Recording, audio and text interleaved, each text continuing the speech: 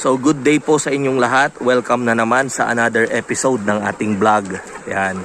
Na kung saan ang topic po natin for today ay tungkol sa update ng ating mga RTL na pang July 20. Ayan. So ang nakikita nyo po sa video natin ngayon ay mga RTL natin na pang July 20. Ang kanilang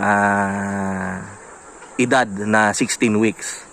Ayan, so gaya ng madalas kong sinasabi po sa inyo, tayo po ay magsisimula ng harvest 10 days earlier para ma-deliver natin tong mga manok sa takdang oras, 'di ba? Takdang araw.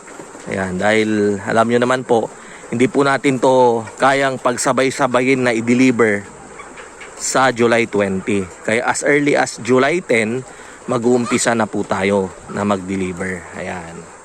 So, napakaganda po nung mga manok natin. Ayan. Never po silang sinipon.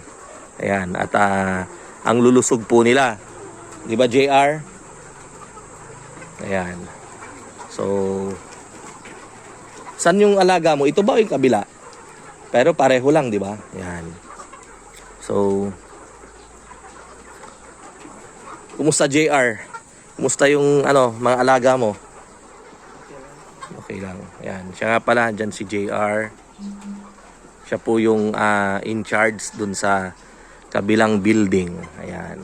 Ilan yung alaga mo, JR? 10,000. Ayan. Si JR po ay kamag-anak ko rin, pinsan ko. Oh my gosh! Naku. Kapapoy mo. Oh, yun po yung may rito, may bully. Yan po. Yan. Yan.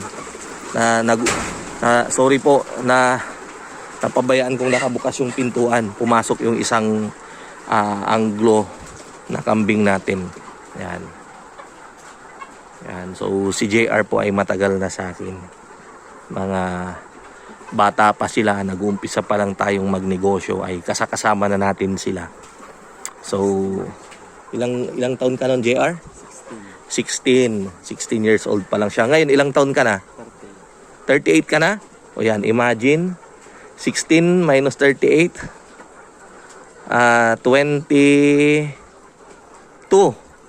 22 years. Ayan po. Yung kapatid po niya ay kasama din niya noon, 12 pa lang. Ayan, nung siya ay nagpunta sa akin, 12 anyos, taga suga,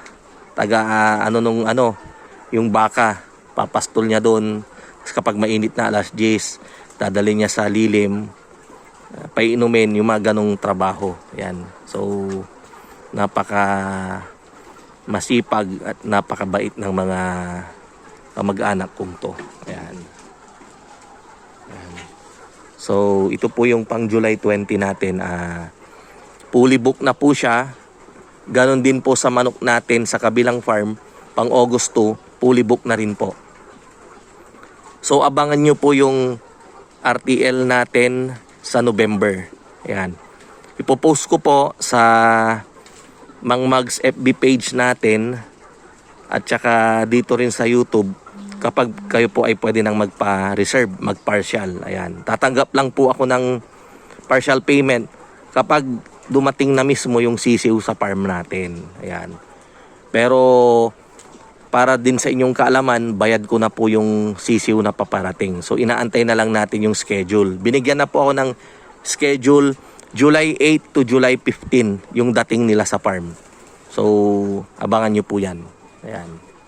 So dun po sa mga hindi nakapag-avail ng pang July 20 natin at pang August 2, abangan nyo po yung RTL natin na pang November. Ayan. So gaya ng dati, 10,000 heads po ito. Ayan. And then susunod yung pang December, January. Ayan, sunod-sunod na po. Ayan.